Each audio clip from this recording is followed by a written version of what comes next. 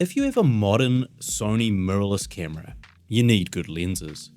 But lenses are expensive, and there are so many of them, from Sony G Master Primes all the way down to third-party lenses.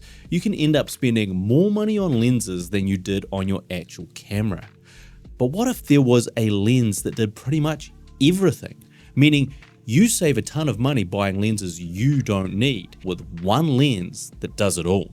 Then, my friend, it's time to forget about your lofty goals of being an artiste and accept the monetary blessings of being a little corporate videographer bitch boy. Please, sir, I want some more. Yeah, it's time to unlearn what you have learned. And you need yourself a zoom lens. Introducing the Tamron 35-150 zoom lens, the one and done lens full of amazing features which I'm going to show you, including footage I've shot with it that make it pretty much the perfect one and only lens. Now, don't get me wrong, I love vintage lenses, but for down and dirty corporate work that just keeps many of us gainfully employed between the passion projects, these shoots require a whole different mindset.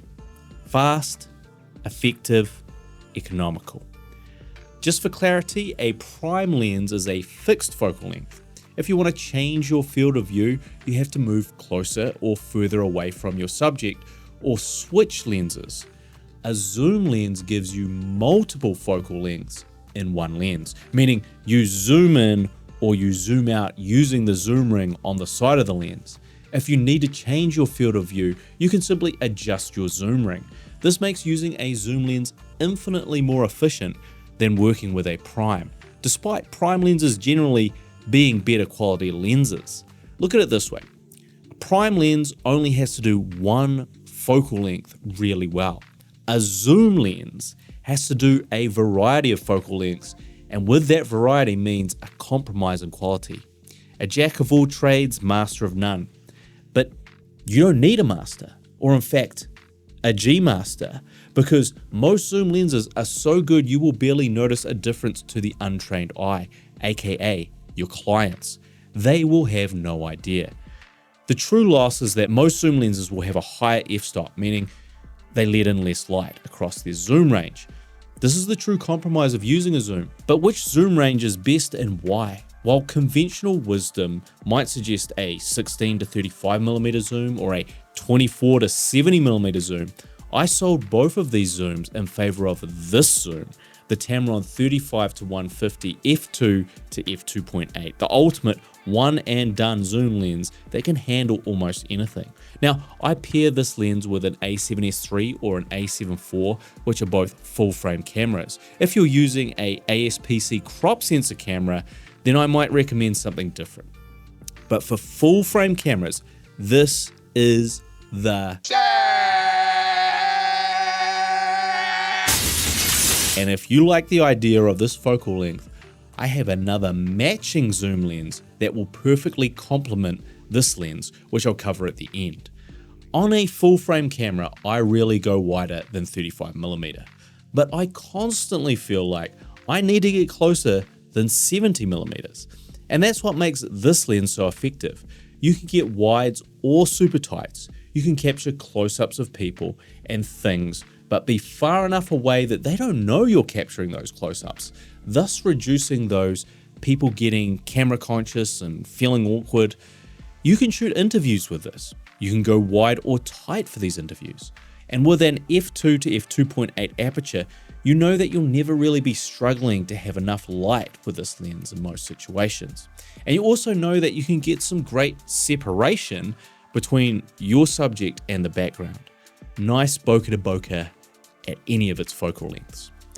Most zoom lenses are like 3 or maybe 4 prime lenses in one, but this zoom lens, this Tamron, feels like at least 5 prime lenses in one.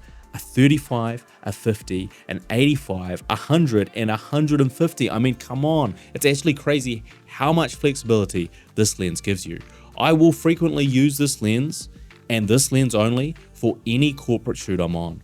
I would say it stays on the camera 98% of the time.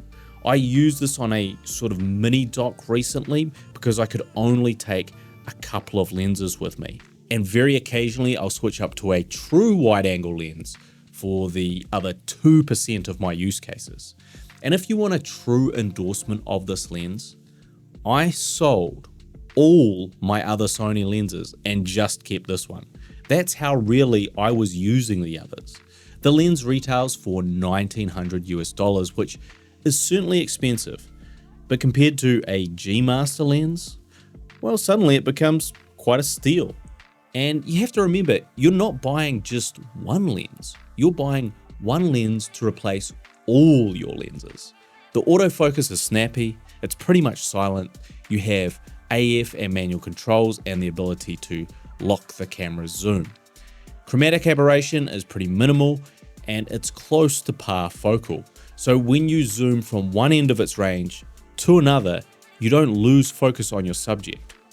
I've never had any issue with it as a third-party lens. It's just a stellar performer all round, which is exactly what you want a zoom lens to be.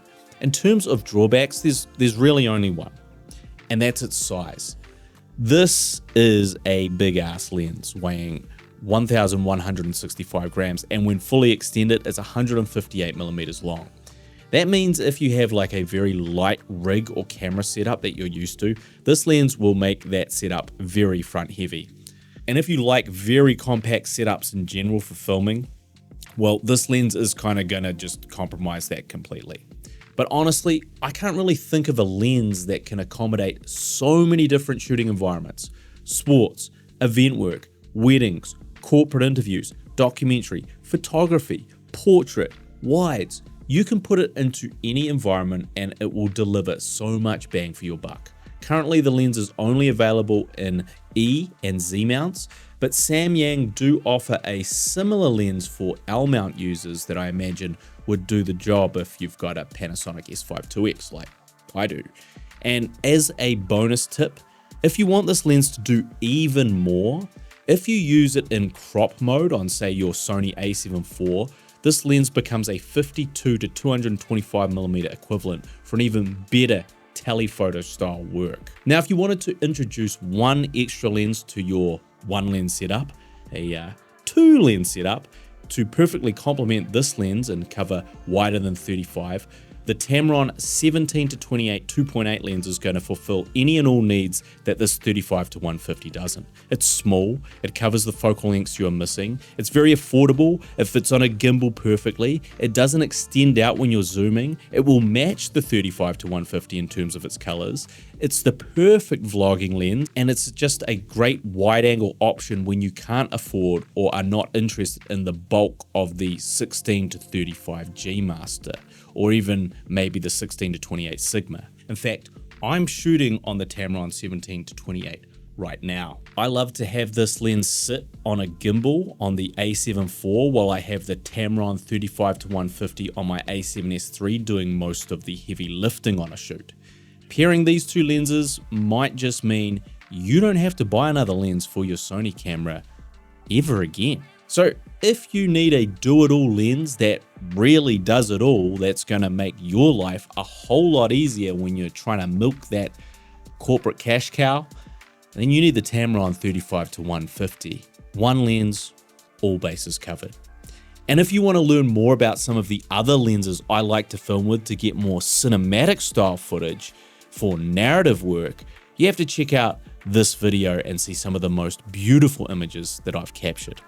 As always, I am the Savage Filmmaker, and I'll see you when I see you.